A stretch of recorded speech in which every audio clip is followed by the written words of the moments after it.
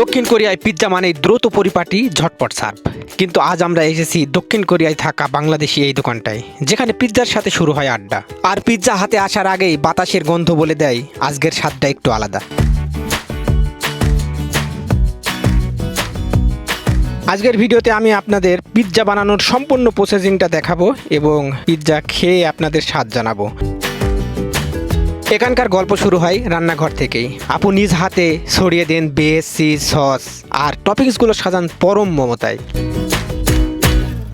আপুর হাতে শুধু পিৎজাটা তৈরি হয় না, এতে মিশে থাকে অনেক মমতা এবং ভালোবাসা।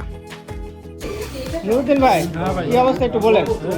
পিৎজা তো অনেক খাইছেন, আজকে আপনি দক্ষিণ কোরিয়াতে প্রায় 10 বছর হইল আসছেন। হ্যাঁ, 10টা বছর, অনেক দীর্ঘদিন ধরে কিন্তু আছেন। তো সব জায়গাতে পিৎজা খাইছেন, তো এই ভাবির এখানে যে পিৎজাটা খাচ্ছেন, হ্যাঁ, এই পিৎজার স্বাদটা কেমন একটু বলেন। এখানে বাংলাদেশি হোটেল, হ্যাঁ, বাঙালি সবাই মিলে একসাথে খাওয়া, ওইটারও আনন্দ অন্যরকম আর কি।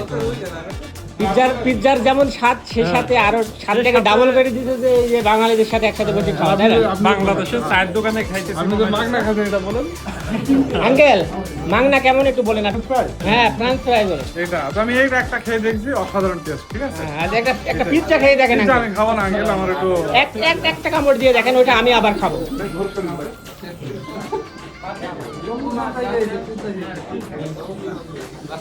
হ্যাঁ, আঙ্কেল কিন্তু বুসান থেকে আসছে, হ্যাঁ, পিৎজা খাইতে এখানে। কেমন বলেন এবার?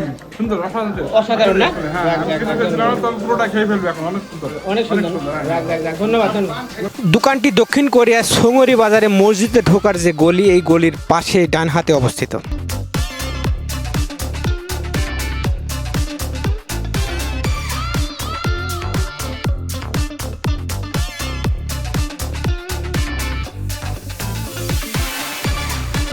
পিৎজা খেয়ে দেখে একটা কেমন লাগা।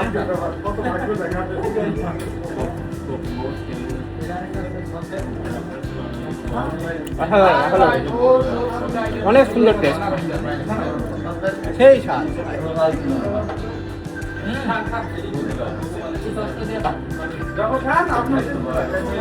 হয়তো আপনারা মনে করবেন যে বাংলাদেশি দোকান বলে আমি হয়তো বলছি যে স্বাদ বেশি, তা না। আসলে সত্যি পিৎজার অনেক স্বাদ, অনেক টেস্ট।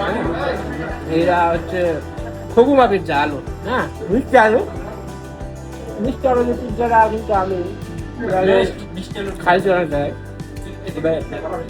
অনেক সুন্দর স্বাদ। এখানে এসে খাইতে পারেন। ভালো থাকবেন সবাই।